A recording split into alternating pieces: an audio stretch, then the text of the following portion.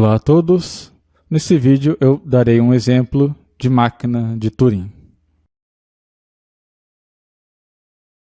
Muito bem, então vamos considerar as seguintes configurações iniciais. Então aqui eu tenho uma fita, essa fita ela está totalmente em branco, e estar em branco eu vou simbolizar pelo símbolo 0, exceto uma certa cadeia de quadrados que está preenchida pelo número 1, pelo símbolo 1.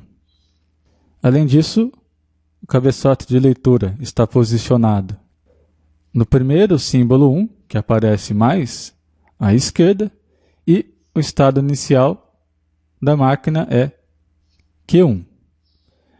Então o que eu quero fazer? A gente quer projetar uma máquina de Turing para escrever o símbolo 1 após uma cadeia de símbolos 1 e rebobinar o cabeçote de leitura para o primeiro 1 novamente.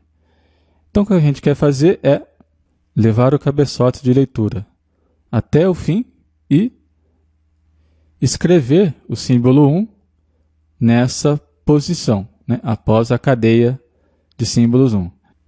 E depois que a gente fizer isso, a gente vai voltar o cabeçote de leitura lá para o primeiro símbolo 1. Então, como a gente fará isso? Primeiro é movimentar o cabeçote de leitura até encontrar esse primeiro 0. Então, a gente pode fazer isso através desta instrução. Então, estando no estado Q1 e lendo o símbolo 1, eu vou para a direita e permaneço no estado Q1.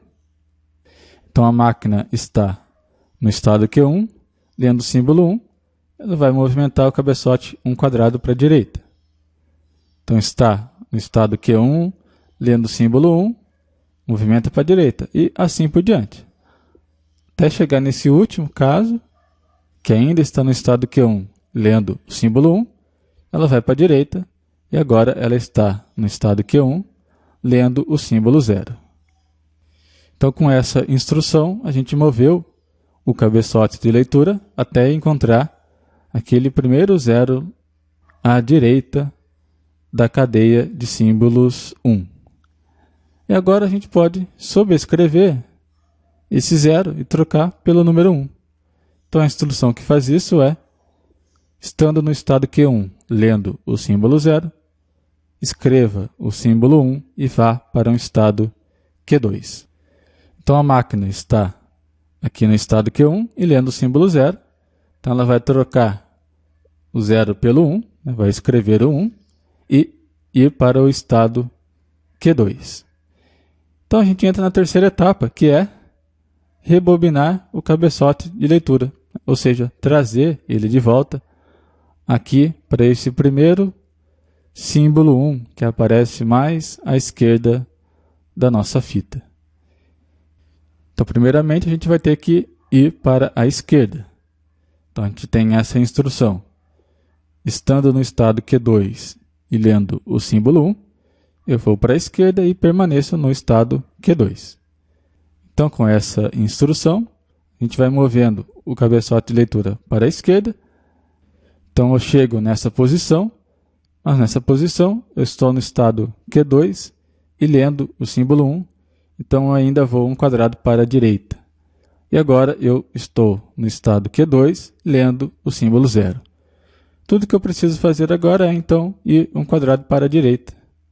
A instrução que faz isso é, estando no estado Q2, lendo o símbolo 0, vou para a direita e entro em um estado Q3. Muito bem, estou no estado Q2, lendo o símbolo 0, então a máquina vai mandar o cabeçote de leitura 1 quadrado para a direita e entrar em um estado Q3. Já não tenho mais instruções a seguir, então a máquina encerra a sua execução. Então a gente resolveu o problema.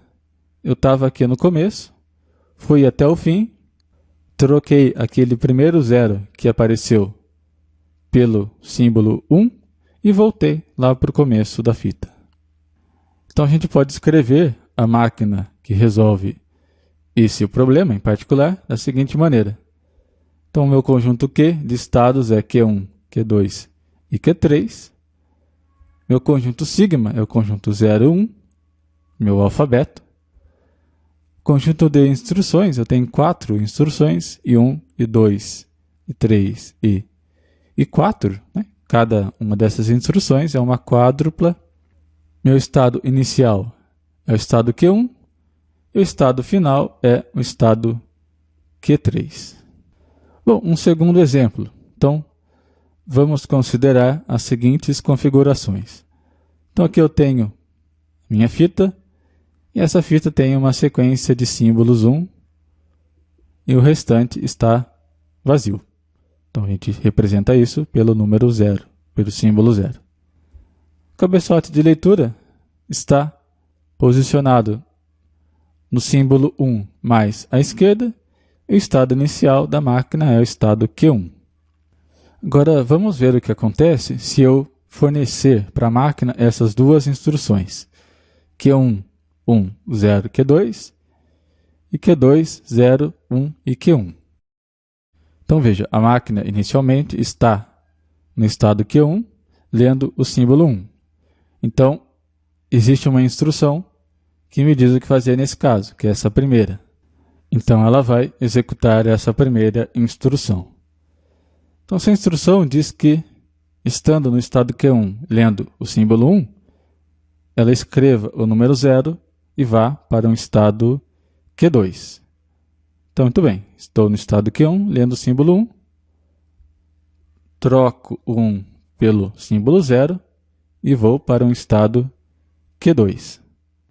Nesse momento, a máquina está no estado Q2, lendo o símbolo 0. E existe uma instrução que diz o que fazer nesse caso, que é a segunda instrução.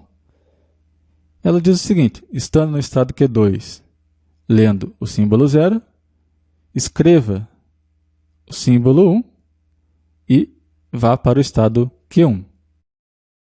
Então, muito bem, estou no estado Q2 e lendo o símbolo 0. De acordo com a instrução, a gente troca o 0 pelo 1 e vou para o estado Q1. E nesse momento, eu voltei para o início. Estou no estado Q1, lendo o símbolo 1. Então, ela vai voltar para executar a primeira instrução. Estando no estado Q1, lendo o símbolo 1, escrevo o símbolo 0 e vou para o estado Q2. Então, ela vai escrever, no lugar desse 1, o símbolo 0 e entrar no estado Q2. E vai passar para a segunda instrução, novamente. Então, ela vai ficar alternando da primeira para a segunda e depois para a primeira instrução novamente.